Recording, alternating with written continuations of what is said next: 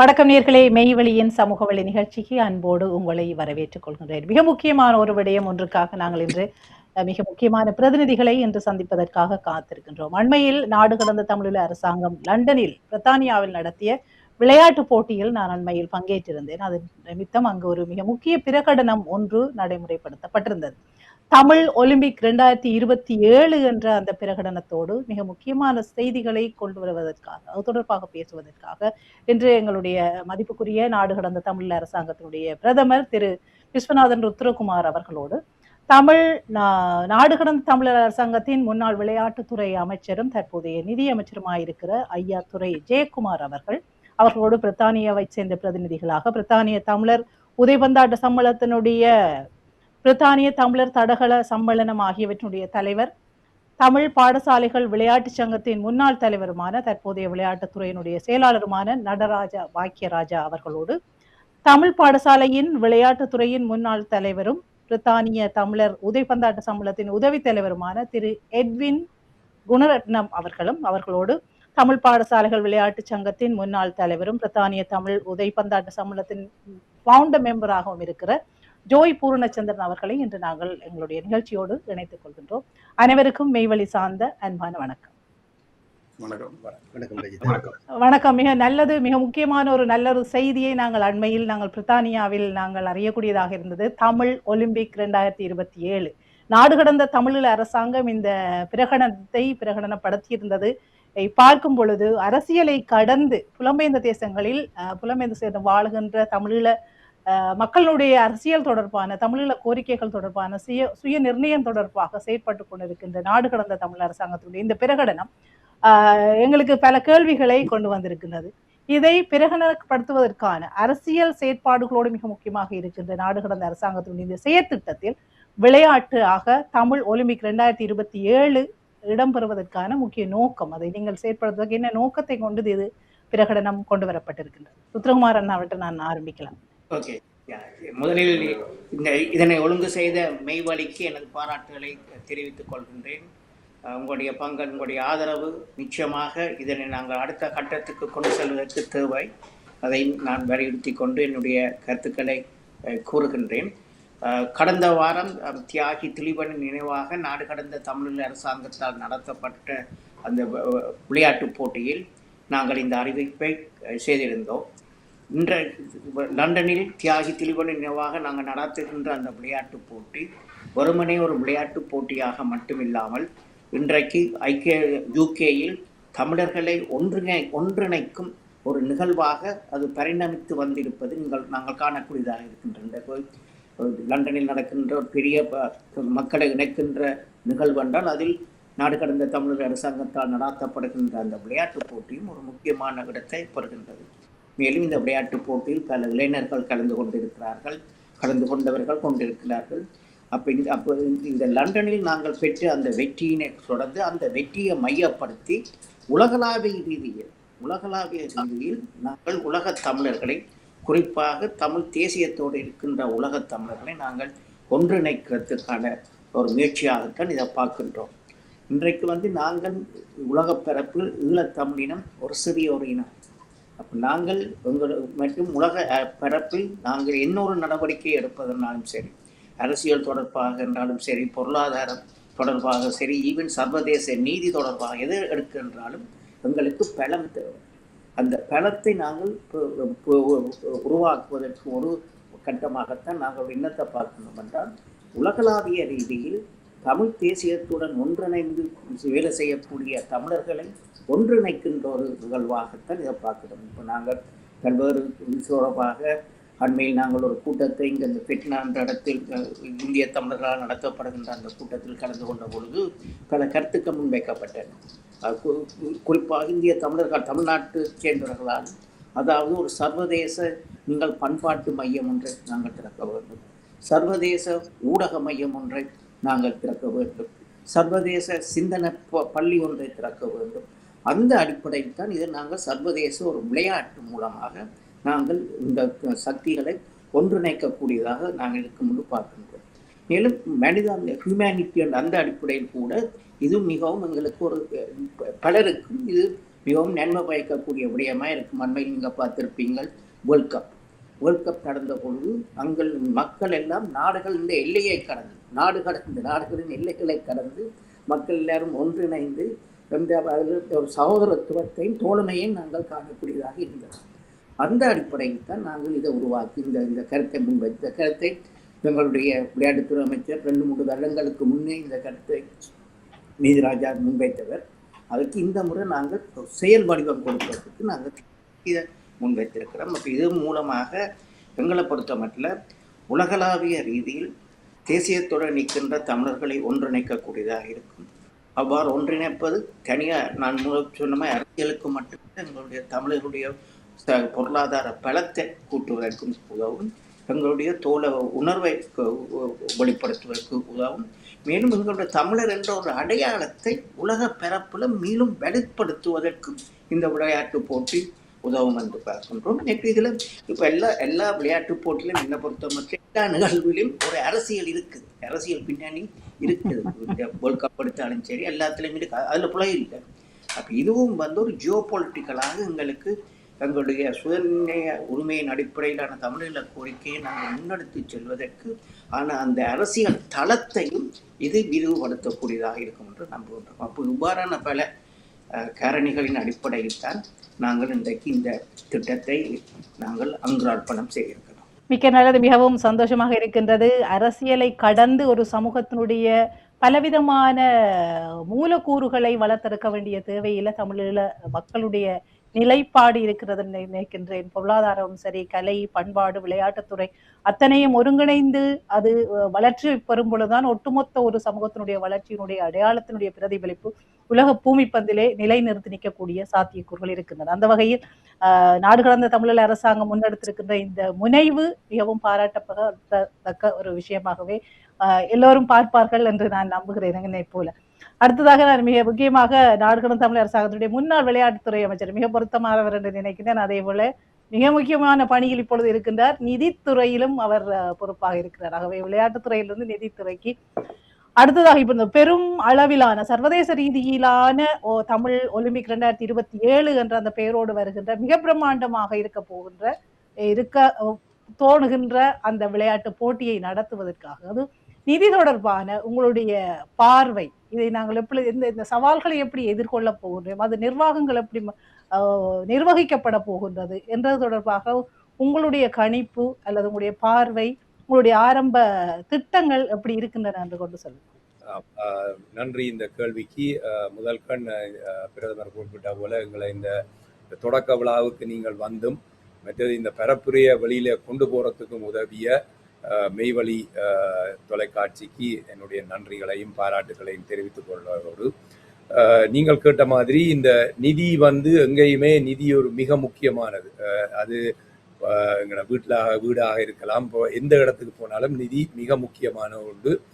அந்த நிதியில இப்போ முதலாவது பிரதமர் குறிப்பிட்ட மாதிரி நாங்கள் நாடு வாரியாக சில விளையாட்டுப் போட்டிகளை நடத்தி வந்து கொண்டிருக்கிறோம். கனடாவில் நடத்துகிறோம், பிரித்தானியாவில் நடத்துகிறோம், இவன் இந்தியாவில் கூட சில விளையாட்டுப் போட்டிகளை நடத்தி இருக்கிறோம். நாங்கள் பிரான்சில் நடத்துகிறோம். அப்படி பல நாடுகளில் நாங்கள் நடத்தி, அதை விட அமெரிக்காவிலேயும் நடத்துகிறோம். அப்போ பரீட்சாத்தமாக நாங்கள் இதை நடத்தி கொண்டு வருகிறோம். அதில் நிதி நாங்கள் அந்தந்த நாட்டில் உள்ள நிதி வளங்களையும் அங்கே உள்ளவர்கள் இந்த ஸ்பான்சர்ஷிப் இதுகளையும் எடுத்துத்தான் நாங்கள் இந்த விளையாட்டுப் போட்டிகளை நடத்தி கொண்டு இருக்கின்றோம். இது அதே மாதிரி ஆதரவு என்று சொன்னீர்கள் என்றால், இப்போ குறிப்பிட்ட மாதிரி இன்றைக்கு பிரித்தானியாவில் இருந்து 3 பெரும் தலைவர்கள் இங்கே வந்திருக்கிறார்கள். அப்போ இவர்களுடைய பங்கு கூட கடந்த காலத்தில் கணிசமான அளவு எங்களுக்கு இருந்திருக்கிறது. இவர்கள் இல்லாமலே எங்களால் நடத்த முடியாது. இவர்கள் நிறைய பங்குகள் எங்களுக்கு, குறிப்பாக பாக்கியராஜா, எட்வின், ஜோய் இவர்களுடைய கடந்த கால பங்களிப்பில் தான் எங்களுடைய இந்த விளையாட்டுப் போட்டிகள் பிரித்தானியாவில் நாங்கள் நடத்தி வந்து கொண்டிருக்கின்றோம். இதே போல எல்லா நாடுகள்லையும் குறிப்பிட்ட மாதிரி எங்களுக்கு ஆட்கள் இருக்கிறார்கள். அதே மாதிரி வெவ்வேறு நாடுகள்லையும் இந்த அணுகுமுறையை நாங்கள் பாவித்து எல்லாருடைய ஒத்துழைப்புட தான் இந்த விளையாட்டுப் போட்டியையும், அதே மாதிரி பல திட்டங்கள் எங்கள்கிட்ட இருக்கின்றன. இப்போ ஒரு விளையாட்டுப் போட்டி என்றால் பணத்துக்காக சில அட்வர்டைஸ்மெண்ட்கள், அப்படி பல விடயங்களை எடுத்து அதை விட நாங்களும் கணிசமான அளவான ஒரு நிதியை அதுக்கு சேகரித்து அதுக்கு ஒதுக்கீடு செய்து அந்த வழியில் தான் இதை நடத்த இருக்கிறோம். இதே மாதிரி இப்போ பிரதமர் குறிப்பிட்ட மாதிரி நிறைய வேலை திட்டங்கள் எங்கள்கிட்ட இருக்குது. அதை விட இப்போ நாடு கடந்த தமிழ் அரசாங்கம் எங்கள்கிட்ட இன்னும் ஒன்று உலகளாவிய ரீதியில் ஒரு தமிழர்களுக்கான வங்கியை கூட நாங்கள் உருவாக்க வேண்டும் என்ற ஒரு ஒரு ஒரு ஒரு கருப்பொருள் கூட எங்கள்கிட்ட இருக்குது. அப்போ இப்போ நாடு கடந்த தமிழ் அரசாங்கம் தேசியம் சார்ந்து போகக்கூடிய நிறைய கருப்பொருட்களையும் ஐடியாக்களும் அங்கே எங்கள்கிட்ட இருக்கின்றது. அதை நிறைவேற்றுவதற்கு சில தடங்கல்கள் இருக்கலாம். ஆனால் அதை தாண்டி அது தடங்கல்கள் இருக்கிறதுன்றதுக்காக நாங்கள் அதுகளை விட்டுட்டு போக முடியாது. நிச்சயமாக தடை என்றால் அதை உடைத்து கொண்டு அங்கால நாங்கள் போக வேண்டும். அதுவும் இப்போ நான் உங்களுக்கு குறிப்பிட்ட மாதிரி நாங்கள் எங்களுடைய கருப்பொருள் விளையாட்டால் ஒன்றிணைவோம். அது எங்களுடைய கருப்பொருள். அப்போ நீங்கள் இப்போ இதையும் தாண்டி நான் சொல்கிறேன், இன்றைக்கு பிரதமர் குறிப்பிட்ட மாதிரி ஃபீஃபாவாக இருக்கலாம் அல்லது ஒலிம்பிக்ஸ். இப்போ ஒலிம்பிக்ஸை முதல் நீங்கள் எடுத்தீங்களாக இருந்தால் கடந்த காலங்களில் அமெரிக்காவுக்கும் ரஷ்யா இப்போ உடைஞ்சு போயிருந்தாலும் ரஷ்யாவுக்குமான நிறைய கருத்து வேறுபாடுகளும் போர்களும், இந்தியா பாகிஸ்தான், சீனா இந்தியா, இப்படி பல நாடுகளுக்கு இடையில அங்கே உலகப் போர்கள் என்று நடந்து கொண்டிருந்த நேரத்தில் கூட ஒலிம்பிக் என்று அந்த விளையாட்டு ஒன்றாகத்தான் நடந்தது. அங்கு சில இராணுவ வீரர்கள் கூட பங்கு பெற்றி இருக்கலாம், சில நேவி, அப்படி ஒவ்வொரு திறமை சார்ந்த வீரர்கள் கூட அந்தந்த நாட்டை ரெப்ரசன்ட் பண்ணி அங்கே விளையாடினார்கள். ஆனால் அங்கே எந்த விதமான எதிர்ப்புகளும் இல்லை. இதுதான் எங்களுடைய கருப்பொருள். அதே மாதிரி நீங்கள் பாரதியார்ன்ற பாடலை எடுத்து பார்த்தீங்கள் என்றால் கூடி விளையாடு பாப்பா. அங்க பாரதியார் கல்வி எல்லாத்தையும் சொல்லி விளையாட்டையும் கொண்டு வரும்போது கூடி விளையாடு பாப்பா என்று குறிப்பிட்டிருந்தார். அப்ப நாங்கள் எல்லாருமாகவே எங்கள்கிட்ட கருத்து வேறுபாடுகள் இருக்கலாம், அரசியல் வேறுபாடுகள் இருக்கலாம். இதை தாண்டி விளையாட்டால் ஒன்றிணைந்து நாங்கள் அடுத்த சந்ததியினர்களுக்கு நாங்கள் பரப்பக்கூடிய என்ன, இது எல்லாத்தையும் எடுத்துத்தான் நாங்கள் இந்த விளையாட்டால் ஒன்றிணைவோம் என்ற எங்களுடைய கருப்பொருளை வைத்து உலகளாவிய ரீதியில் இந்த ஒலிம்பிக்கை கொண்டு வருகின்றோம். எங்களிடம் நிறைய கருப்பொருட்கள் இருக்கின்றது, நிறைய விஷன்ஸ் இருக்கின்றது. அதை ஒன்று சேர்ப்பதற்கு இந்த விளையாட்டு நிச்சயமாக எங்களுக்கு ஒரு படிக்கல்லாக இருக்கும் என்ற ஒரு நம்பிக்கையும், அதே போல குறிப்பாக பிரித்தானியாவுக்கு தான் எங்களுடைய இந்த விளையாட்டு நாங்கள் பல நாடுகளுக்குள்ள நடத்தி கொண்டு வந்தாலும் பிரித்தானியா ஒரு முதலிடத்தை பிடிக்கின்றது.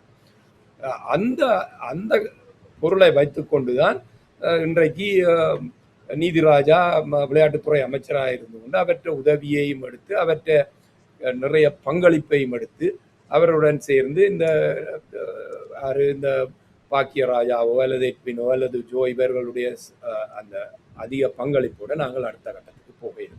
மிக நல்லது, மிக சந்தோஷம். வேறுபாடுகளை கடைந்து சக்திகளை மக்களை ஒருங்கிணைக்கக்கூடிய ஒரே ஒரு பலம் சக்தி இந்த விளையாட்டுத்துறைக்கு இருக்கின்றது என்பது அழகாக நீங்க ஜெயக்குமார் நீங்க சொன்னீங்க. அதனுடைய பெரும் முயற்சி, இது நல்ல முயற்சி.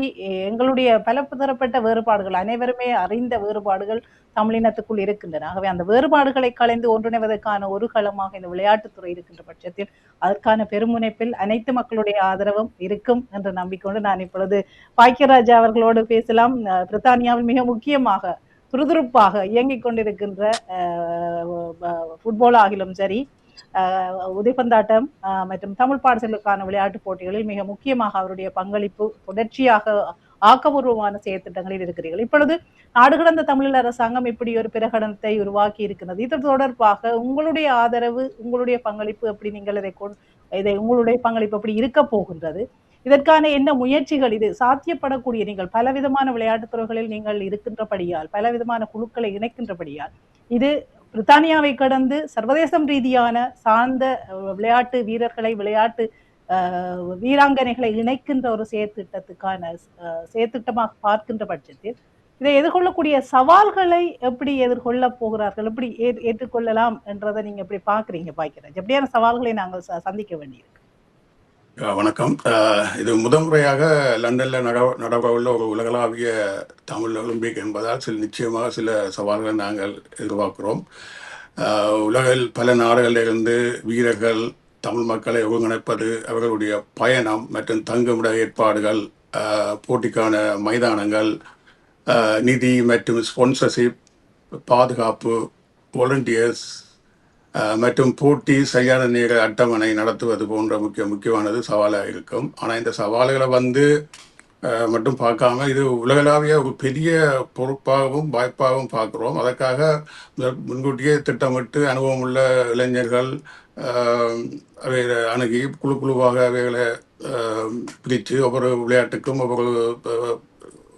என்னென்ன நாங்கள் நடத்துகிறோம் அதுக்குரிய குழுவை செலக்ட் பண்ணி அது செய்தோம். இப்போவே ஆரம்பித்தோம் என்றால் அது நிச்சயமாக எங்களுக்கு அது கடைசி நேரத்தில் ஒரு சவாலாக இருக்காது. எங்களோட முக்கியமான நோக்கம் எல்லா உலகத்தில் இருக்கிற எல்லா தமிழ் மக்கள் விளையாட்டு வீரர்களை ஒன்றிணைச்சு குறிப்பாக அடுத்த தலைமுறை தமிழறிஞருக்கு ஒரு சர்வதேச மேடையை உருவாக்கி கொடுப்பது தான் எங்களோட நோக்கம். அதால் என்ன பொறுத்தவரையில் நாங்கள் இப்போவே இதை ஆரம்பித்தோமான்னு சொன்னால் எங்களுக்கு இது ஒரு பெரிய ஒரு சவாலாக இருக்காது. ஏனென்றால் நாங்கள் ஆல்ரெடி இங்கே நாங்கள் நடத்தி கொண்டு இருக்கிறோம். அதை விட நாங்கள் கொஞ்சம் உலகளாவிய கொஞ்சம் பேரை இங்கே இருக்க போகிற வழிக்கு எங்களுக்கு இது ஒரு பெரிய சவால் இல்லை. ஆனால் மேன் பவர் வேணும். மற்றது நான் ஏற்கனவே சொன்ன மாதிரி அதுக்கு சரியான எந்தெந்த விளையாட்டுக்கு அந்தந்த விளையாட்டுக்குரிய மைதானங்களை இப்போவே நாங்கள் புக் பண்ணணும்.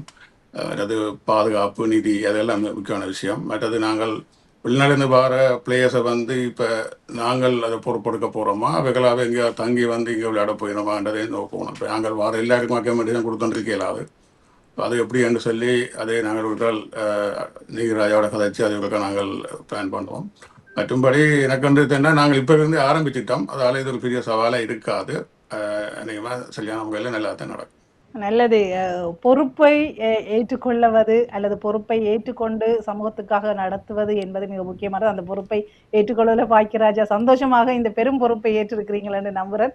அந்த பொறுப்போடு ஒரு சவால்களை கடந்து செல்லக்கூடிய இப்போ முதலாவது பிரகடனமாக இருக்கிற முதலாவது தமிழ் ஒலிம்பிக்காக இருக்கிறபடியால் ஏற்ற இறக்கங்கள் அல்லது பெரிய சவால்களை எதிர்கொள்ள வேண்டிய நிலை ஏற்பட்டாலும் கூட வருங்காலத்தில் அதை நேர்த்தியாக கொண்டு போகக்கூடிய சாத்தியக்கூறுகள் இருப்பதற்கான நிலைமைகளையும் நாங்கள் உற்று நோக்கத்தான் வேண்டும்.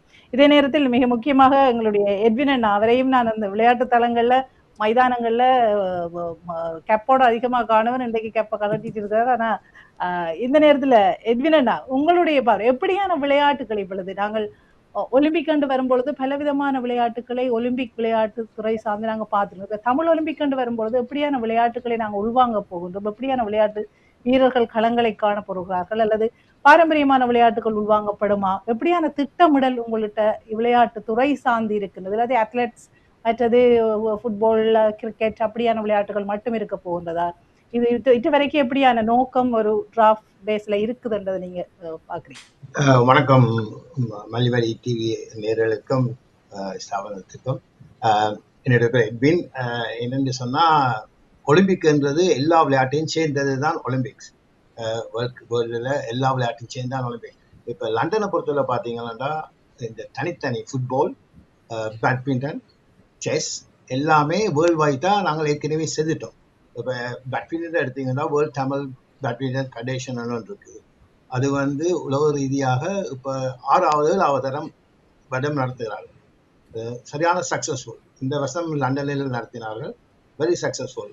அவர்கள் ஆக்களை வைத்து எங்களை வைத்து நாங்கள் எல்லாம் உதவி செய்து தான் அது நடத்தினார்கள். ஆகவே லண்டனை பொறுத்தவரை இது ஒரு பெரிய வேலை இல்லை. ஆனால் அந்த பாக்கியராஜ் சொன்ன மாதிரி அகாடமிஷன் தான் ஒரு பெரிய இஷ்யூவாக இருக்கும். பேர் ஒலிம்பிக்ஸ்னால் பேர் வரையணும். வாலிபால்லேருந்து வரையணும், நெட்பால்லேருந்து வரையணும், கிரிக்கெட்லேருந்து வரையணும். மற்றது லண்டனை பொறுத்தவரையில் கிரிக்கெட் ஒரு ஃபேமஸ். எங்கள்கிட்ட இங்கே ஒரு 100 கிளப்புக்கிட்ட இருக்குது, தமிழ் கிளப்புகள் இருக்குது. பிடிஎஃப்சி, பிரிட்டிஷ் தமிழ் கிரிக்கெட் அசோசியேஷன் இருக்குது, கவுன்சில் இருக்குது.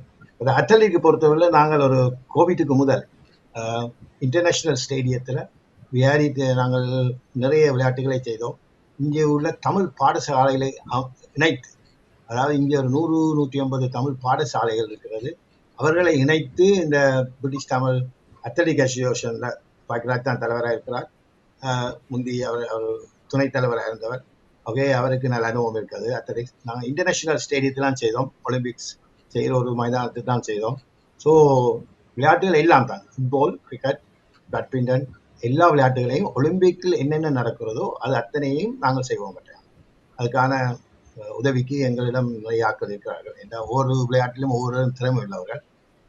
எங்களை எடுத்தீங்கன்னா நாங்கள் டிஎஸ் தமிழ் ஸ்கூல் கோர்ஸ் இன்றைக்கு 35வது வருடம்.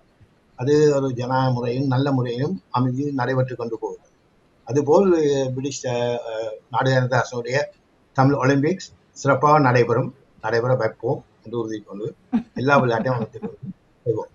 மிக்க நல்லது எட்வின் அண்ணா. உறுதியான விளையாட்டு வீரர்களுக்கே உரித்தான ஒரு தன்மைதான் உறுதி. நாங்கள் எதையும் வென்று வருவோம் என்ற அந்த உறுதி பாங்கு விளையாட்டுக்கு உருவாக வருகின்றது. இப்பொழுது நாங்கள் ஜோய் பலவிதமான சமூகம் சார்ந்த செயற்பாடுகள் சமூக அமைப்புகளுடைய எங்க பார்த்தாலும் அவர் ஒரு ஃபவுண்டர் மெம்பரா இருப்பார். அது விளையாட்டுத்துறையில் தனியா விளையாட்டுத்துறை மாத்திரமல்ல பொதுவான சமூக செயற்பாடுகளையும் ஜோய் அண்ணாவை நாங்கள் காணலாம். ஜோய் பூர்ணச்சந்திரன், உங்களுடைய பார்வையில் இப்பொழுது நாடுகளந்த தமிழ் அரசாங்கம் எடுக்கின்ற இந்த முன்னெடுப்பு உலகளாவிய ரீதியான சர்வதேச ரீதியான இந்த விளையாட்டுத்துறை விளையாட்டு போட்டி அல்லது ஒலிம்பிக் போட்டி என்பதை நீங்கள் எவ்வாறு பார்க்குறீங்கள்? இந்த ஒருங்கிணைப்பை நீங்க உங்களுடைய பார்வையில இதனுடைய முக்கியத்துவம் என்னன்னு நீங்கள் ஒரு விளையாட்டுத்துறையாக அல்லது சமூக ஆர்வலராக எப்படி நீங்க பார்க்குறீங்க? நன்றி ரஜிதா. நான் 2 கோணத்தில் பார்க்குறேன். ஒன்று, லாஸ்ட் வீக் சுவிஸில் ஒரு ஃபுட்பால் டூர்னமெண்ட் நடந்தது. இங்கேருந்து போன பிள்ளைகள் சொல்கிறாங்க அங்கே எல்லாரும் தங்களுக்கு தமிழில் வச்சு கொள்கிறாங்க, டீமில் விளையாடைக்கு ஜெர்மனியில் வைக்கிறாங்க. உலக தமிழை நாங்கள் பிரிஞ்சிருந்தாலும் லண்டனில் நாங்கள் இங்கிலீஷ் கதைக்கிறோம், நோர்வே கதைக்கிறோம். ஆனால் தமிழ் மொழி என்றதில் ஒன்றிணைகிறோம். நாங்கள் அந்த ஒன்றிணைவை நாங்கள் பிரசாரத்துக்கு ஒரு இடமாக வேணும்.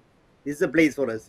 வேர்ல்ட் தமிழ் ஃபெடரேஷன் இப்போ 10 வருஷத்துக்கு மேலே பண்ணி கொண்டிருக்காங்க. ஒவ்வொரு நாடும் ஒரு இடத்துல நடத்துகிறாங்க. அங்கே வாழையிலும் தமிழ் எழுதுகிற தமிழர் தான் கூட. உலக தமிழர் நினைக்கிறதுல ஒரே ஒரு பேட்மிண்டன் மட்டும்தான் எல்லா நாடும் சேர்ந்து நடக்குது.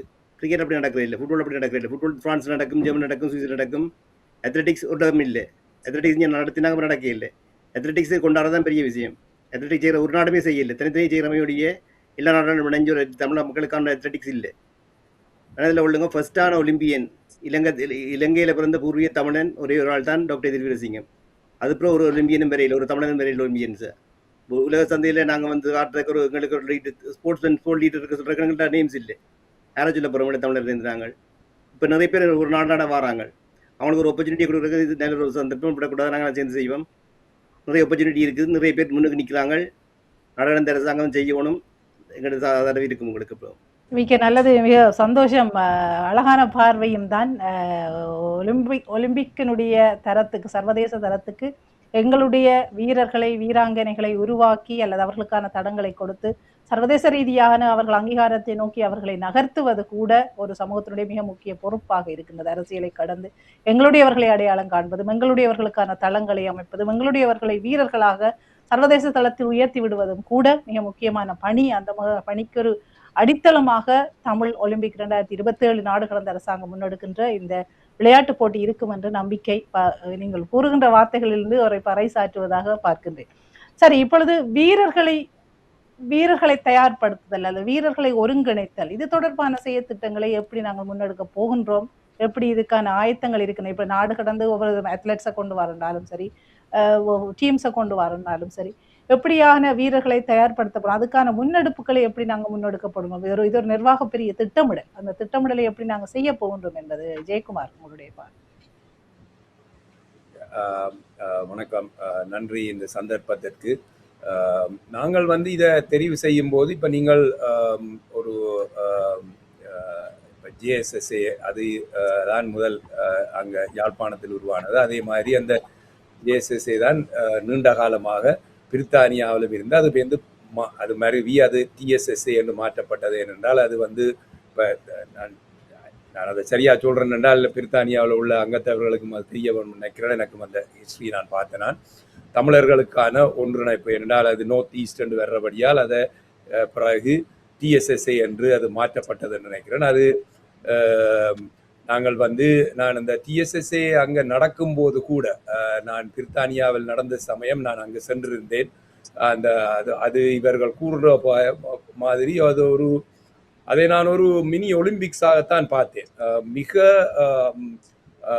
அழகாக ஆர்கனைஸ் பண்ணி அந்த சென்ட்ரல் ஒரு பிக் டிவி ஸ்க்ரீன் எல்லாம் போட்டு அடுத்த நிகழ்வுகள் என்ன மாதிரி நடக்க வேணும், உங்களோட ஐபோன்லேயே அந்த நிகழ்ச்சி நிரல்கள் வர்ற மாதிரி மிக அழகாக செய்திருந்தார்கள். அதெல்லாம் ஒரு ஆரம்ப கட்டம்.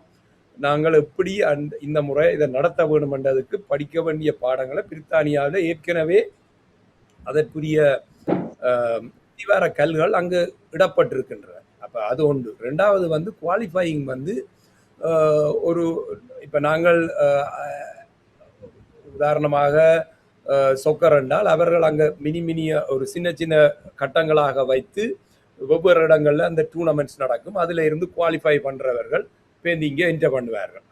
அது வந்து அதுக்கென்று இப்போ பாக்கியராஜ் அவர்கள் சொன்ன மாதிரி நாங்கள் அதுக்கெல்லாம் ஒரு திட்டங்களை போட்டு என்ன மாதிரியா அந்த ஃபைனல் குவாலிஃபை பண்ணி இங்கே வருவார்கள். அதே மாதிரி தடகள போட்டிகளை எடுத்தீர்கள்னால் அதுக்கு நாங்கள் டைமிங் இருக்குது. அந்த குறித்த டைமிங்கில் யார் குவாலிஃபை பண்ணினோம்.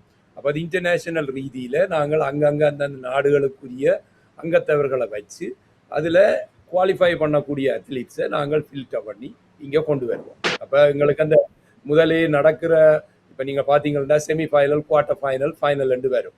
அதே மாதிரி அதற்கான ஏற்பாடுகளை அந்தந்த நாடுகளிலேயே செய்து இப்போ இந்த ஃபைனலுக்கு இங்கே வருவினோம். இதே போல் இப்போ நாடு கடந்த தமிழ் அரசாங்கம் கூட நான் நினைக்கிறேன் ஒரு 3 வருஷத்துக்கு முதல்ல நினைக்கிறேன் நாங்களும் பிரான்ஸில் இருந்து, ஜெர்மனியில இருந்து, நோர்வேல இருந்து பல விளையாட்டு வீரர்களை அங்கே கொண்டு வந்தும் நாங்கள் அந்த சொக்கர் டீமை நடத்தி இருந்தோம். நான் நினைக்கிறேன் பாக்கியராஜாவுக்கும் அது தெரிந்திருக்கும். நாங்கள் அதை கடந்த காலங்களில் நாங்கள் கூட அதை நடத்தி இருந்தோம். அப்போ இது வந்து இப்போ நீங்கள் சொல்கிற மாதிரி இப்போ முதல் வருடம் நாங்கள் இதை நடத்தும் போது சில தடைகள் இருக்கலாம் அல்லது குறைகள் இருக்கலாம். ஆனால் எங்களோட மெயின் அந்த அல்டிமேட் கோல் வந்து இதெல்லாம் ஒவ்வொரு பரீட்சாத்தத்தில் இருந்து நாங்கள் தாண்டி வந்து அதை நிச்சயமாக நிறைவேற்றுவோம். தடைகள போட்டியாக இருந்தால் அதற்கான நேரங்கள் குறிக்கப்பட்டு அதில் குவாலிஃபையிங் டைமில் இருந்து என்டர் பண்ணி அந்தந்த நாட்டில் இப்போ ஒரு உதாரணத்துக்கு சொன்ன போனால் ஃப்ரான்ஸ் என்றால் ஃப்ரான்ஸில் வந்து அங்கே நாங்கள் ஒரு ஆளை நியமிச்சிருப்போம். அவர்களுக்கு அந்த நேரங்களை கொடுத்துருப்போம். அந்த குவாலிஃபையிங் டைமில் இருந்து அவர்கள் அதை அந்த 100 மீட்டர்ஸ் என்றால் 10.2 செகண்ட்ஸ் ஜஸ்ட் ஒரு டைமிங்கை தரோம். அப்போ அதில் குவாலிஃபை பண்ணின ஆக்கள் நாங்கள் ஃபில்டர் பண்ணி எடுப்போம். இந்த அவர்கள் இங்கே வந்த பிறகு அவர்களுக்கான குவார்ட்டர் ஃபைனல், செமிஃபைனல் டைமாக கொடுத்து அதில் இருந்து ஃபைனல்ஸுக்கு வருகிறோம். இப்போ திட்டங்கள் இங்கே இருக்கின்றது. அதே மாதிரி இது வந்து இப்போ பிலிமினரி ஆரம்ப கட்டமாக நாங்கள் பேசி கொண்டிருக்கிறோம். நாடு வாரியாக ஒருங்கிணைப்பாளர்களை இணைத்து அவர்களுடனான பேச்சுவார்த்தைகளை எடுத்து அதில் இருந்து கொண்டு போவோம். மிக நல்லது. நாடு வாரியான பேச்சுவார்த்தைகள் அல்லது ஒருங்கிணைப்பு தொடர்பாகவே பல பேர் விளையாட்டு ஒலிம்பிக் தமிழ் விளையாட்டு என்பது பொழுது பலர் இணைந்து கொள்ள அல்லது பலர் இந்த கூட்டுணைவில் இணைந்து கொள்ள விரும்புவார்கள். அவர்களுக்கெல்லாம் நாங்கள் இது ஒரு பெரும் செய்தியாக இருக்கும், இணைந்து கொள்வதற்கான வாய்ப்புகளையும் வழங்கும் என்று நம்புகிறேன். இந்த நேரத்தில் ருத்ரகுமார் அண்ணாவிடம் நான் இப்போ அது ஒரு விளையாட்டுத்துறை தொடர்பாக இப்பொழுது நாடு கடந்த தமிழுடைய அரசினுடைய பிரதமராக இருந்து கொண்டு விளையாட்டுத்துறையை ஊக்குவிப்பதற்கு பெற்றோர்கள் அல்லது மக்கள், இளையவர்கள் என்ன செய்ய வேண்டும், என்ன செய்யலாம் என்ற தொடர்பான உங்களுடைய செய்தி இன்றைய நாளில் இதை பற்றி முதலாவதாக நாங்கள் பொதுவழியிலே நாங்கள் பேசுகின்ற பொழுது செய்தியாக நீங்கள் உங்களுடைய செய்தி என்ன செய்தியை மக்கள் சென்றடைய வேண்டும்? இந்த விளையாட்டுத்துறை அரசியல் ரீதியாக ருத்ரகுமாருடைய பேச்சுக்களையும் இதுகளையும் கேட்டுக்கொண்டிருந்தவர்கள் இப்பொழுது விளையாட்டுத்துறை தொடர்பாக அவர் கொடுக்க போகின்ற செய்தி என்னவாக? இந்த தமிழ் ஒலிம்பிக்ஸ் வந்து இப்போ நாங்கள் அன்றை கண்ட ஸ்போர்ட்ஸ் மீட்லேயும் நான் கொடுத்த செய்தி வந்து இதை வந்து நாங்கள் எல்லா தமிழ் மக்களுமாக சேர்ந்து எல்லாரும் இதில் ஒரு பார்ட்னர்ஷிப் எடுத்து இருக்கின்ற தமிழ் சங்கங்கள், தமிழ் விளையாட்டு கழகங்கள் எல்லாரும் இதில் ஒரு பார்ட்னர்ஷிப் எடுத்து ஒரு ஸ்டேக் ஹோல்டராக இருந்து தான் நாங்கள் இதை செய்ய போகிறோம். தனியாக நாங்கள் நாடு கடந்த தமிழ் அரசாங்கம் மட்டும் இல்லை. அப்போ பெற்றோர்கள், இளைஞர்கள், சிவில் சமூகத்தை சேர்ந்தவர்கள் எல்லாருமே இணைச்சு எல்லாருக்கும் இதில் முடிவுகள் எடுக்கிறது வந்து தனியாக நாடு கடந்த தமிழ் அரசாங்கம் மட்டும் இல்லை. எல்லாருமா சேர்ந்து நாங்கள் ஒரு குழுவை அமைச்சு அதன் மூலமாகத்தான் இதை நாங்கள் கொண்டு செல்ல தீர்மானித்திருக்கிறோம். அதே பற்றி இன்னொன்றையும் நான் வலியுறுத்த விரும்புகிறோம். அதாவது வந்து இப்போ நாங்கள் தனியாக இதை ஈழத்தமிழ் மக்களிடம் மட்டுமன்றும் இல்லாமல் உலகளாவிய தமிழ் மக்களை முனைக்கிற மாதிரி சிங்கப்பூர் தமிழர்கள், மலேசிய தமிழர்கள், தென்னாப்பிரிக்க தமிழர்கள் அவர்களை முனைச்சு ஒரு உலகளாவிய ரீதியில் ஒரு பெரும் தமிழ் சக்தியை உருவாக்குறது. அண்மையில் நான் பத்திரிகையில் பார்த்தேன், தமிழ்நாடு அரசாங்கம் வந்து அடுத்த முறை ஒலிம்பிக்கில் தமிழர்கள் அங்கே தமிழ்நாட்டைச் சேர்ந்தவர்கள் அதில் ஈடுபடுவதற்காக சில அரங்குகளை உருவாக்கி இப்போவே அதற்கான ஆயத்தங்களை தமிழ்நாடு அரசாங்கம் இந்த முறை செய்யுது என்று அடுத்த ஒலிம்பிக்ஸில் என்ன மாதிரி தாங்கள் அதில் வெற்றிகரமாக பங்கு கொள்ளலாம். அப்போ நான் இது தொடர்பாக எங்களோட விளையாட்டுத்துறை அமைச்சருடையும் கழிச்சு நான் நீதிராஜாவுடையும் அப்போ நாங்கள் பார்க்கணும் பங்கை தமிழ்நாட்டிலையும் போய் தமிழ்நாட்டு அரசாங்கத்தின் ஆதரவு எடுக்க முடியும் என்றார். இந்த போட்டிக்கு அவர்களுடைய ஆதரவையும் எடுக்க முடியும் என்றால் அதையும் நாங்கள் முயற்சிக்க இருக்கிறோம். அப்போ இதை வந்து உலகளாவிய ரீதியில் எல்லா தமிழர்களையும் இருக்கிற நாங்கள் கொண்டு அளவு கூட இப்போ இன்னொன்று இதுக்குள்ள இருக்கிற அரசியல் இதை வந்து நாங்கள் பார்க்க முடியும். இது என்ன அடுத்த ஸ்டெப்பாக என்னென்று கொண்டு வரலாம், என்னவா பரிணமிக்க வேண்டும் என்னங்கிற அவாண்டால் உலகளாவிய தமிழர்களுக்கு கொண்டு ஒரு நாடு வேண்டும் என்று விரும்புகிற சக்திகள் உலகளாவிய ரீதியில் இருக்கின்ற தமிழர்கள் தங்களுக்கு அந்த தமிழர்களுக்கு ஒரு நாடு வேண்டும் என்று விரும்புகின்ற அந்த சக்திகளை ஒன்றிணைக்கின்ற ஒரு பாலமாக இதை நாங்கள் பார்க்குறோம். அதற்கான முயற்சிகள் நாங்கள் நிச்சயம் நாங்கள் இதை கொண்டு போய் அந்த வடிவத்தில் தான் இதை கொண்டு போக நாங்கள் விரும்புகிறோம். இன்னொன்று காய்ச்சி நாங்கள் இந்த போட்டிகள் இது வந்து எங்களுடைய தமிழ் கலாச்சாரத்தை பிரதிபலிக்கின்ற போட்டிகள் நிச்சயமாக அங்கே இருக்கும். கிளித்தட்டு இருக்கும், சடுகுடு இருக்கும். இப்போ நாங்கள் நாடு கடந்த தமிழ் அரசாங்கம் நாங்கள் அமெரிக்காவில் நடத்துகிற போட்டியிலும் சரி எங்களோட தமிழ் விளையாட்டுக்களை நாங்கள் அதை முன்னிலைப்படுத்தி அதுக்கும் ஒரு அங்கீகாரத்தோடு அதையும் நாங்கள் கொண்டு வரோம். அப்போ இந்த தமிழ் ஒலிம்பிக்ஸ் என்பது அந்த இதுகளும் நிச்சயமாக எங்களுடைய பாரம்பரிய விளையாட்டுக்களையும் இதில் நாங்கள் முன்னிலைப்படுத்தி கொண்டு செல்லத்தான் தீர்மானித்தோம். நல்லது. தமிழினத்தினுடைய பாரம்பரிய விளையாட்டுக்கள் சர்வதேச பரப்பிலே அது ஒரு தடம் பதிக்க போவதற்கான வாய்ப்புகளை வழங்குவதற்கான ஒரு இடமாக தமிழ் ஒலிம்பிக் 2027 நடைபெறுவதற்கான எதிர்பார்ப்புகளோடு காத்திருக்கின்றதாகவே நிச்சயமாக சடுகுடு, கிளித்தட்டு என்பன போன்றவற்றை நாங்கள் எங்களுடைய தமிழ் ஒலிம்பிக் விளையாட்டு போட்டிகளில் குழு விளையாட்டுகளாக பார்ப்பதற்கான சந்தர்ப்பங்களை நாங்கள் காணக்கூடியதாக இருக்கின்றோம். நிகழ்ச்சியை நாங்கள் நிறைவு செய்வதற்காக காத்திருக்கிறோம். நாங்கள் நிறைவாக பாக்கியராஜா அவர்களிடம் இந்த விளையாட்டுத்துறையை முன்னெடுப்பதில் உங்களுடைய பொறுப்பை நீங்கள் ஏற்றிருக்கிறீர்கள். இளையவர்கள் சமூகத்தினுடைய விருப்பு எப்படியாக இருக்கிறது? இப்ப விளையாட்டுத்துறை தொடர்பாக நீங்கள் நிறையவே என்ன சொன்னது மாதிரி நிறைய போட்டிகள் நடைபெற்றிருக்கின்றன. பிரித்தானியாவோட பார்த்தால் கோடைகாலம் என்றுமே எல்லா மைதானங்களுமே நிறைந்ததாகத்தான். ஒவ்வொரு சிறிய பாடசாலைகளிலிருந்து பெரிய பாடசாலைகள் வரை குழுக்கள் இருந்து அனைத்துமே விளையாட்டுகளில் அதிக ஆர்வம் காட்டுபவர்களாக இருக்கிறார்கள். உங்களுடைய பார்வையில் தமிழ் ஒலிம்பிக் 2027 அவர்களுடைய பங்களிப்பு எப்படியாக இருக்க போகின்றது, எப்படியாக இருக்க வேண்டும் என்று நீங்க விரும்புறீங்க? நான் நினைக்கிறேன் என்றால் இந்த என்னோட இப்போ கனவே காய்ச்சுனா இருக்கிறாங்களே என்னென்றால் நாங்கள் முந்தி செய்த அதே அத்லட்டிக்கை வந்து நாங்கள் திரும்பி செய்வோம் தான் நாங்கள் திருப்பி ஒரு குழு கொண்டு அமைச்சு இருக்கிறோம். ஆனால் எங்களுக்கு டைம் இல்லாதபடி அதாவது ஒவ்வொரு வீக்கெண்டும் இங்கே ஃபுட்பாலோ ஏதோ நடக்கிறபடியால் எங்களால் அதை எடுத்துக்கொள்ளலாமே இருக்குது. ஆனால் நாங்கள் இப்போ இந்த ஒலிம்பிக்குக்காக அதுக்கு 1 மாதத்துக்கு முதல் நாங்கள் இங்கே ஒரு கிரவுண்ட் ஒன்று புக் பண்ணியிருக்கிறோம். அதே எங்களோட அத்லட்டிக்ஸ் இப்போ நாங்கள் இப்போ அதில் செலக்ட் பண்ண போகிறோம். இப்போ நாங்கள் இப்போ விளையாட்டுக்கு வந்து எங்களுக்கு ஒரு நாட்டிலேருந்து 3 தான் வேணுமெண்டா இங்கே 30-40 பேர் இருப்பாங்க. அப்போ அதுக்காக நாங்கள் ஒரு வீட்டு சமையல் அத்லட்டிக்கால் ஒரு அத்லட்டிக் மீட் ஒன்று வச்சு தான் நாங்கள் அதில் செலக்ட் பண்ண போகிறோம். இங்கே வந்து நாங்கள் 5 பிரிவாக வச்சிருக்கிறோம். அந்த 5 பிரிவுகள் ஒரு போட்டியை நடத்தி அதில் வார ஒரு 3 பேரோ 4 பேரோ எடுத்து செய்கிறதுக்காக தான் இருக்கிறோம். ஆனால் இன்ட்ரெஸ்ட் இருக்குது, எல்லாரும் போனது கேட்குறாங்க இல்லைங்க அத்லட்டிக் துவங்க இல்லையான்னு சொல்லி. ஸோ நிச்சயமாக அது இந்த வருஷம் பேர் இதில் இன்வால்வ் ஆகி வருவாங்கன்ற நம்பிக்கை இருக்குது. ஆனால் வெளிநாட்டை பொறுத்தவரையில் எனக்கு தெரியாது. வெளிநாட்டில் அங்கே உள்ள பொறுப்பானவர்களாம் அதை செய்ய வேணும். லண்டனை பொறுத்தவரையில் நாங்கள் ஓடி கதைச்சு அதுக்கான வேலை திட்டம் நான் ஆரம்பிச்சிட்டேன். அதால் அது லண்டன் சைட்டில் நிச்சயமாக பெரிய ஒரு பங்களிப்பாக இருக்கும் பிள்ளைகள். மிக நல்லது. எட்வின், உங்களுடைய பார்வையில் இப்பொழுது ஒவ்வொரு நாடுகளை பொறுத்த மட்டில் பிள்ளைகள் வீரர்கள் ஏதோ ஒரு வகையில் தங்களுடைய நாடுகளை பிரதிநிதித்துவப்படுத்துகின்ற விளையாட்டுத் துறைகளில் அவர்கள் ஜொலித்துக் கொண்டிருக்கிறார்கள். ஒரு சிலராவது தமிழினத்தின் சார்ந்த பிள்ளைகளுடைய பங்களிப்பு இருக்கின்றது. இவர்களை போன்றவர்களை உருவாக்குவதற்கு உங்களுடைய ஒத்தாசை எப்படி இருக்கிறது? எப்படி அப்படியானவர்களை உருவாக்கி இந்த தளத்துக்கு தமிழ் ஒலிம்பிக் 2027 அவர்களை பங்கு பெற்றுவதற்கான என்ன முனைப்புகளை நீங்கள் ஏற்படுத்தி கொடுப்பீர்கள் என்று இந்த நேரத்தில் பகிர்ந்து அவர்களுக்கு எப்படியான அழைப்பை நீங்கள் விடுக்கிறீங்க? இப்போ பார்த்தீங்கன்னா லாஸ்ட் வீக் 10ஆம் தேதி ஆகஸ்ட்ல சுவிஸ்ல ஒரு பெரிய தமிழ் மாவீரர் கப், தமிழர் கப், விளையாட்டு கப் ஒன்று நடந்தது. அது எல்லா நாட்டிலேருந்து போனார்கள். கனடாலேருந்து வந்தார்கள், சுவிஸ்லாம் நடந்தது, பிரான்ஸ்லேருந்து, இங்கிலாந்து எல்லாரும் போனார்கள். அங்கு வடிவாக அமைத்துள்ளார்கள் அந்த விளையாட்டு போட்டிகளை. அதுபோல் இங்கே கிளித்தட்டு லண்டனில் சரியான ஃபேமஸ். இங்கே கைதடி எடுத்தீங்கன்னா அவர் ஒரு பெரிய கிளித்தட்டு டீம் வச்சிருக்கிறார்கள். மல்லாவை எடுத்தீங்கன்னா அங்கே ஒரு கிளித்தட்டு டீம், அப்படி கணக்கு டீம்கள் இருக்குது பாரம்பரிய விளையாட்டுகளுக்கு. ஸோ அவரெல்லாம் ஊக்கமாக இருக்கிறார்கள். இவர் இந்த டேட்டை எதிர்பார்த்திருக்கிறார்கள் லண்டனில்.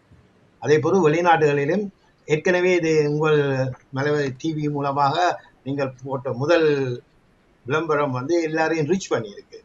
இந்த தமிழ்நாட்டு விளையாட்டு லாஸ்ட் வீக் நடந்த அரசாங்க விளையாட்டு போட்டி எல்லாரும் ரீச் பண்ணி எல்லாரும் கோல் பண்றாங்க. எப்போ இந்த ஒலிம்பிக் நடக்க போகுது, எப்படி நடக்க போகுது, எப்படி செலக்ட் பண்ண போறீங்கன்னு ஏற்கனவே கேள்விகள் எங்களிடம் வந்து விட்டது. ஸோ இது சிறப்பாக நன்றாக நடக்கும். மிக்க நல்லது. சரி, இந்த கேள்விக்கு இன்று என்ன பதில்? இப்பொழுது எங்கு நடக்க போகுது, எப்போது நடக்க போகுது, இதற்கான தேதிகள் குறிக்கப்பட்டிருக்கா அல்லது எப்பொழுது அறிவிக்கப்படும் என்பது தொடர்பாக நான் இதற்கு பொருத்தமானவர்கள் யாராவது இதுக்கு பதில் சொல்ல முடியும்? இது வந்து ஜூலை 31 நடத்துறதாக இப்போ தீர்மானிக்கப்பட்டிருக்கு. இது வந்து ஒரு பெரிய ஒரு ஸ்டேடியம் ஒன்று இருக்கு, கிறிஸ்டல் பேலஸ் அத்லெட்டிக் கிரவுண்ட் இருக்கு. அதுக்குள்ளேயே வந்து எல்லா விதமான அத்லெட்டிக்கும் செய்யலாம், ஸ்விம்மிங் செய்யலாம், பேட்மிண்டன், வாலிபால், எல்லாத்துக்குரிய இடம் ஒரே இடத்துல இருக்கு. ஸோ அதால் அந்த இடத்த தான் இப்போ செலக்ட் பண்ணி அதுக்கான வேலை திட்டம் தான் இப்போ செய்து கொண்டிருக்கோம். நேமா இன்னொரு 1 வீக்கில் அந்த டேட்டை நாங்கள் வெளியில் விடுவோம் நினைக்கிறோம். மிக்க நல்லது, சந்தோஷம். இந்த திகதிகை எதிர்பார்த்து கொண்டு வீரர்களை தயார்படுத்துவதற்கு, அந்த வீரர் அணிகளை தயார்படுத்துவதற்கு அதனுடைய குழுக்கள் ஆயத்தமாக இருப்பார்கள் என்று நம்புகின்றேன். மிக்க நல்லது. நாங்கள் நிகழ்ச்சியை நிறைவு செய்ய இருக்கின்றோம். ஜோயண்ணா, உங்களுடைய செய்தி, நாங்கள் நிகழ்ச்சியை நிறைவு செய்வதற்காக உங்களுடைய செய்தி என்னவா இருக்கு? இந்த விளையாட்டுத்துறைக்கு உங்களுடைய ஒலிம்பிக்ஸையோ வேர்ல்ட் கப், தேங்க்ஸ் வஜிதா. முக்கியமான ஒலிம்பிக்ஸையோ வேர்ல்ட் கப் எடுத்து பண்ணுறதுன்னா ஒரு விழா, ஒரு வெற்றி, ஒரு பெரிய திருவிழா மாதிரி நடக்கும். அப்படி ஒரு விழாவை நான் காட்டணும், இது மக்களை காட்டணும். அந்த மிகப்பெரிய ஒரு வெற்றி, எங்களுடைய சமூகத்தில் வெற்றியை காட்டணும். உலகெங்கும் பிறந்து வாழ்ற தமிழ் மக்கள்கிட்ட வெற்றியே, அவங்களோட ஸ்போர்ட்ஸில் அவங்க அச்சீவ்மெண்ட்ஸை காட்டுற இடமா இருக்கணும். முக்கியமாக மார்க்கெட்டிங் ஒரு டீம் நான் உருவாக்கணும், ஃபண்ட்ரைசிங் ஒரு டீம் உருவாக்கணும், ரூல்ஸ் அண்ட் ரெகுலேஷனுக்கு ஒரு டீம் உருவாக்கணும், ஆர்கனைசிங் டீம் ஒன்று உருவாக்கணும். நிறைய ஒர்க் நடக்குது, காட்சி கொண்டிருக்கிறோம். ஒரு விரைவில் இல்லை தருவ நினைக்கிறேன். நாடுகள சங்கம் முழு சப்போர்ட் தருவ நினைக்கிறேன். ஃபைனான்ஸ் மினிஸ்டர் எல்லாம் அவங்க டைலான் இருக்கு. மிக்க நல்லது, மிக்க சந்தோஷம். உண்மையா இது ஒரு பெரும் எடுப்பான வேலை. நாடு கடந்த ஒரு அரசு தமிழினத்துக்கு இருக்கின்றது. அந்த அரசு கூடான ஆதரவு இந்த விளையாட்டுத்துறை சார்ந்து ஒரு வழிநடத்தலாக இருக்கும் என்ற நம்பிக்கையோடு ஒரு பெரும் அணியை, பெரும் சக்தியை, தமிழினத்துடைய சக்தியை புலம் இந்த தேசத்திலே ஒன்று திரட்டுவதற்கான பெரும் உற்சாகத்தோடு உங்களை பார்க்கும் பொழுது பாக்கியராஜ் அண்ணா, எட்வின் அண்ணா, ஜோயண்ணா, ஜெயக்குமார் அண்ணா, எங்களுடைய மதிப்புக்குரிய ருத்ரா அண்ணா, உங்களை பார்க்கும் பொழுது நிச்சயமாக அனைத்து விளையாட்டு சமூகமுமே ஒருங்கிணைந்த ஒரு சந்தோஷத்தை, துன்பங்களையே தாங்கி நடந்த வந்த சமூகத்திற்கு ஒரு பெரும் எழுச்சியை, பெரும் சக்தியை வெளியிடுவதற்கான ஒரு களமாக தமிழ் ஒலிம்பிக் இருக்கும் என்ற ஒரு நம்பிக்கை வார்த்தையை இன்னைக்கு நீங்க தந்துருக்கிறீங்க. உங்கள் எல்லோருக்கும் எங்களுடைய மனமார்ந்த நன்றிகளும். இந்த தமிழ் ஒலிம்பிக் 2027 மிகச் சிறப்பாக வெற்றியாக எங்கள் சமூகத்தின் ஜோயண்ணா சொன்ன மாதிரி ஒரு அடையாளமாக விளங்குவதற்கு மெய்வழி சார்ந்த எங்களுடைய ஆதரவையும் அன்பையும் வாழ்த்துக்களையும் இந்த நேரம் தெரிவித்துக் கொள்கிறோம். மிக்க நன்றி, இணைந்து கொண்டவை. நிச்சயமாக இந்த விளையாட்டு போட்டிகள்ல பெண்களுக்கும் நிறைய முக்கியத்துவம் கொடுப்போம். அப்ப அது இந்த பெண்கள் சமுதாயம் அவர்கள் வர வேண்டும், பெண்களை ஊக்குவிக்க வேண்டும் என்றபடியா இப்ப ஈவன் எங்கட இந்த நாடு கடந்த தமிழக அரசாங்கத்தின் விளையாட்டு போட்டியில கூட நாங்கள் நெட்பால், அதுக்கு கூட பிரித்தானியால இருந்து ஒரு 80s நான் எல்லாம் 80s அங்கே விளையாட்டுகளில் பங்கு பெற்றினான். அந்த ஒரு ஆளை நான் நேரவே தொடர்பு கொண்டு அந்த பங்களிப்பு அங்கே இருக்க வேணும், நிச்சயமாக அதை ஏற்றுக்கொண்டு அங்கே வந்து நிறைய உதவிகளை செய்திருந்தா. அந்த வகையில் இப்போ நாங்கள் சில இதில் விட்டும் போனோம். நாங்கள் அங்கே முட்டிய உடைத்தல் இதெல்லாம் எங்களோட ஒரு பாரம்பரியம். நீங்கள் சென்றிருந்தால் அங்கே பார்த்துருப்பீர்கள், அதெல்லாம் நடத்துகிறோம். அதே போல் பெண்களுக்கு முக்கியமான ஒரு பெண் வீராங்கனைகள் இன்றைக்கு தமிழ் தேசியத்தில் கூட பெண்களுக்கென்று அங்கே ஒரு பெரிய ஒரு முக்கியத்துவம் அங்கே கொடுக்கப்படுறது. பெண்கள் அணிகள், அசைக்க முடியாத பெரிய அணிகள் அங்கே பெண்களாக திரண்டிருந்து நிறைய வேலைகளை சாதித்தார்கள். அதே போல நாங்கள் இங்கே பெண்களுக்கான விளையாட்டு போட்டிகளையும் நிச்சயமாக முன்னுக்கெடுத்து அவர்களையும் முன்னுக்கு கொண்டு வந்திருந்தேன். பெண் இல்லாட்டி விடயங்கள் இங்கே நடத்த முடியாது, அதை நான் எப்பயுமே சொல்லிக் கொண்டிருப்பேன்.